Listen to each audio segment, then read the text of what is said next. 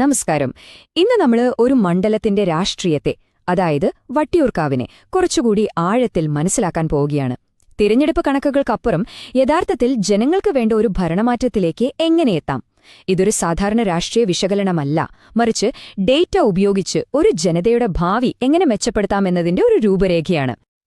ഏതൊരു രാഷ്ട്രീയ വിശകലനവും തുടങ്ങേണ്ടത് നമ്പറുകളിൽ നിന്നല്ല, മറിച്ച് ജനങ്ങളിൽ നിന്നാണ്.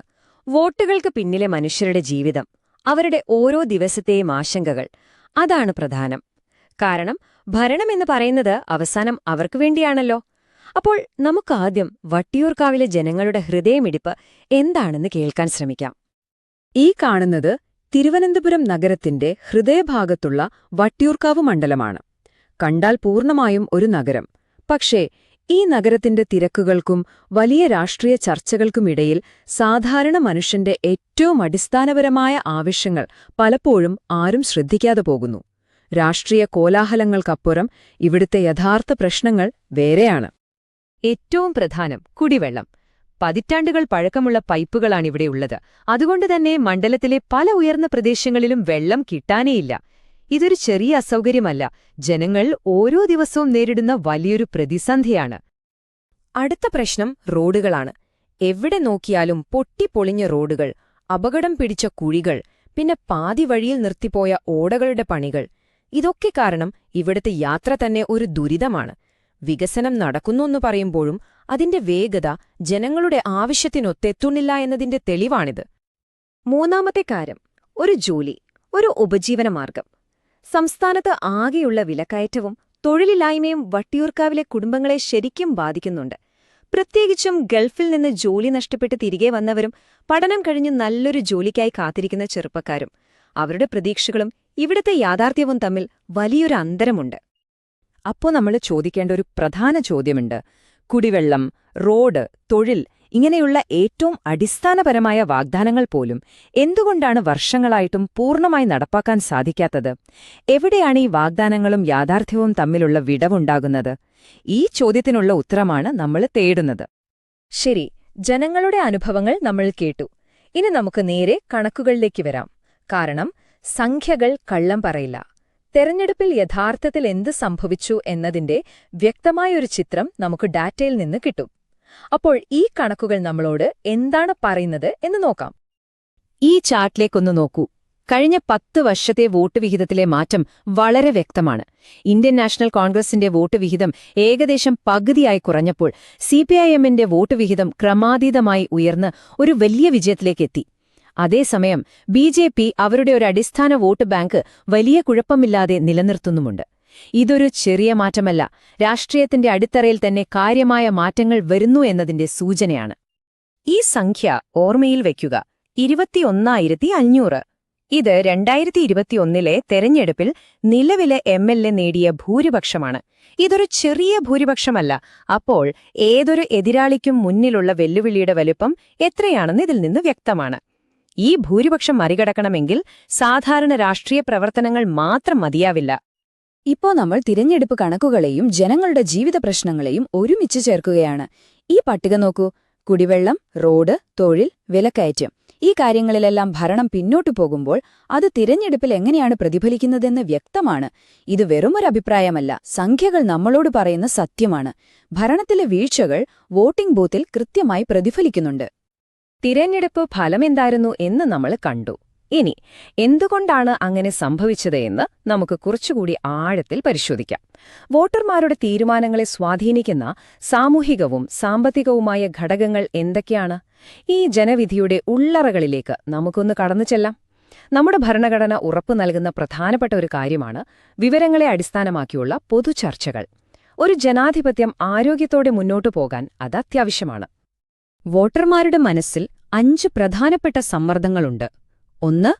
പരമ്പരാഗതമായി ചില പാർട്ടികൾക്ക് വോട്ട് ചെയ്തിരുന്ന ഈഴവ, നായർ സമുദായങ്ങളിൽ നിന്ന് വോട്ടുകൾ മാറിപ്പോകുന്നു. 2. സാധാരണ കുടുംബങ്ങളുടെ ബഡ്ജറ്റ് താളം തെറ്റിക്കുന്ന വിലക്കയറ്റം. 3. ഗൾഫിൽ നിന്ന് പ്രതീക്ഷയോടെ മടങ്ങിയെത്തിയവരുടെ നിരാശ. 4. നഗരത്തിന്റെ അക്രൈന പ്രദേശങ്ങളിലെ തെരുവുനായ ശല്യം പോലുള്ള പ്രശ്നങ്ങൾ. ഇതിനെല്ലാം മുകളിൽ സൗജന്യങ്ങൾ കിട്ടിയാൽ മാത്രം പോരാ, ഞങ്ങൾക്ക് സുസ്ഥിരമായ വികസനം വേണം എന്ന് ചിന്തിക്കുന്ന ഒരു പുതിയ തലമുറ. ഈ വാചകം വളരെ പ്രധാനപ്പെട്ടതാണ്. വോട്ടേഴ്സ് ഹാവ് വെൽഫെയർ ഫിറ്റീഗ്, അതായത് ക്ഷേമപ്രവർത്തനങ്ങളോട് ജനങ്ങൾക്ക് ഒരു തരം മടുപ്പ് വന്നിരിക്കുന്നു. ഇതിനർത്ഥം അവർക്ക് സഹായം വേണ്ട എന്നല്ല, സൗജന്യങ്ങൾ തന്ന് വോട്ട് പിടിക്കുന്ന പഴയ രാഷ്ട്രീയ തന്ത്രങ്ങളിൽ അവർക്ക് വിശ്വാസം നഷ്ടപ്പെട്ടു. അവർക്ക് വേണ്ടത് സ്വന്തം കാലിൽ നിൽക്കാൻ സഹായിക്കുന്ന അവസരങ്ങളാണ്, സുസ്ഥിരമായ വികസനമാണ്. അവരുടെ ആഗ്രഹങ്ങൾ വളർന്നു, പഴയ കളികൾ ഇനി വില പോവില്ല. അപ്പോൾ ഇത്രയും സങ്കീർണമായ ഒരു സാഹചര്യത്തെ എങ്ങനെയാണ് നേരിടുക? ഇതിന് ചിട്ടയായ ഒരു തന്ത്രം ആവശ്യമാണ്. ജനങ്ങളുടെ പ്രശ്നങ്ങളെയും ഡാറ്റ നൽകുന്ന സൂചനകളെയും മാറുന്ന സാമൂഹിക സാഹചര്യങ്ങളെയും ഒരുമിച്ച് ചേർത്തുകൊണ്ട് നമ്മളൊരു പ്രവർത്തന തത്വശാസ്ത്രം രൂപപ്പെടുത്തി. നമ്മളതിനെ ചതുർമുഖ തന്ത്രം എന്ന് വിളിക്കുന്നു. ഈ തന്ത്രത്തിന്റെ ആദ്യത്തെ മുഖം ശിവ, അതായത് ആക്രമണമാണ്. ഇത് വ്യക്തികളെ അധിക്ഷേപിക്കലല്ല, മറിച്ച് ഭരണത്തിന്റെ പരാജയങ്ങളെ വസ്തുതകൾ നിരത്തി ചോദ്യം ചെയ്യലാണ്. വെള്ളം, റോഡ് തുടങ്ങിയ പാലിക്കപ്പെടാത്ത വാഗ്ദാനങ്ങളെക്കുറിച്ചും വിലക്കയറ്റത്തെക്കുറിച്ചും സംസാരിച്ചുകൊണ്ട് ഉത്തരവാദിത്തത്തിൽ ഊന്നിയ ഒരു പ്രചാരണം നടത്തണം. രണ്ടാമത്തെ മുഖം വിഷ്ണു, അതായത് സ്ഥിരത. വാഗ്ദാന ലംഘനങ്ങളുടെ സ്ഥാനത്ത് സുസ്ഥിരമായൊരു ഭരണം വാഗ്ദാനം ചെയ്യുക. വിശ്വാസ്യതയും അനുഭവ പരിചയവും എല്ലാവരെയും ഒരുമിച്ചു കൊണ്ടുപോകുന്ന ഒരു സമീപനവുമാണ് ഇവിടെ പ്രധാനം. എല്ലാ വിഭാഗം ജനങ്ങൾക്കും സുരക്ഷിതത്വം തോന്നുന്ന ഒരു സാഹചര്യം ഉറപ്പു നൽകുക. മൂന്നാമത്തെ മുഖം ബ്രഹ്മാവ്, അതായത് പുതിയ ആശയങ്ങൾ. പഴയ പ്രശ്നങ്ങൾക്ക് പുതിയ പരിഹാരങ്ങൾ വേണം. ഗൾഫിൽ നിന്ന് മടങ്ങിയെത്തിയവർക്കായി സ്കിൽ ഹബ്ബുകൾ, ഭരണകാര്യങ്ങൾ വേഗത്തിലും സുതാര്യവുമാക്കാൻ ഗവേണൻസ്, ചെറുപ്പക്കാർക്ക് സ്വന്തമായി സംരംഭങ്ങൾ തുടങ്ങാൻ സ്റ്റാർട്ടപ്പ് ഗ്രാന്റുകൾ, ഇങ്ങനെ ഭാവിയെക്കുറിച്ച് പ്രതീക്ഷ നൽകുന്ന ഒരു കാഴ്ചപ്പാട് മുന്നോട്ടുവയ്ക്കണം. അവസാനമായി ദുർഗ, അതായത് സംരക്ഷണം. സമൂഹത്തിലെ ദുർബലരായവർ, ന്യൂനപക്ഷങ്ങൾ, സ്ത്രീകൾ എന്നിവർക്ക് പൂർണ്ണ സുരക്ഷ ഉറപ്പാക്കുമെന്ന വാഗ്ദാനം.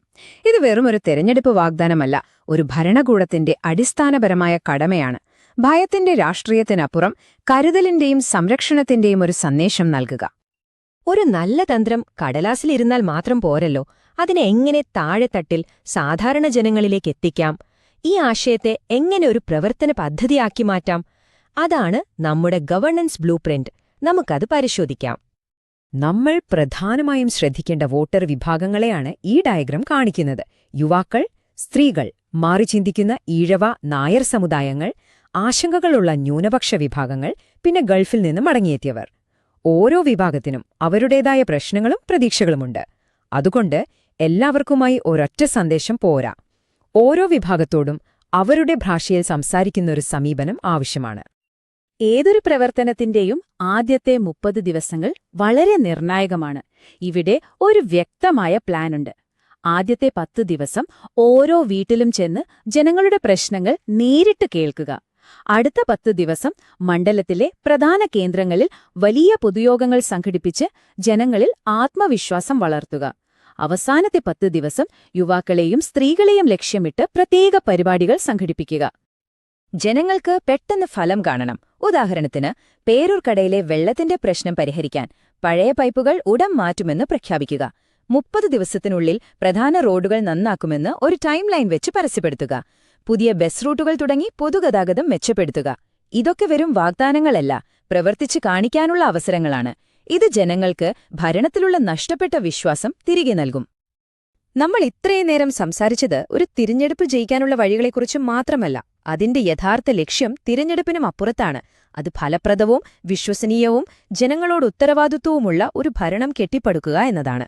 നേതൃത്വം എന്നത് അധികാരം കാണിക്കലല്ല, സേവനം ചെയ്യലാണ്. ഓരോ വ്യക്തിയുടെയും അന്തസ്സും സ്വകാര്യതയും സംരക്ഷിക്കേണ്ടത് ഒരു ഭരണകൂടത്തിന്റെ അടിസ്ഥാന കടമയാണ്. ജനങ്ങളുടെ വിവരങ്ങൾ അവരുടെ അനുവാദമില്ലാതെ ഉപയോഗിക്കരുത് എന്നത് പുതിയ നിയമങ്ങൾ അനുസരിച്ച് വളരെ പ്രധാനപ്പെട്ട ഒരു കാര്യമാണ്. അപ്പോൾ ഞാൻ നിങ്ങളോട് ഒരു ചോദ്യം ചോദിച്ചുകൊണ്ട് നിർത്തുകയാണ്. ഒരു തിരഞ്ഞെടുപ്പ് എന്നത് ഒരു ദിവസത്തെ മാത്രം കാര്യമാണോ, അതോ ജനങ്ങളോടുള്ള 5 വർഷത്തെ ഒരു പ്രതിബദ്ധതയുടെ തുടക്കമാണോ? If you want to become a people-centric leader and uplift your constituency, get in touch with blueprintstrategies.ai at mgr@blueprintstrategies.ai or call 080-42041-602. Purpose Beyond Politics.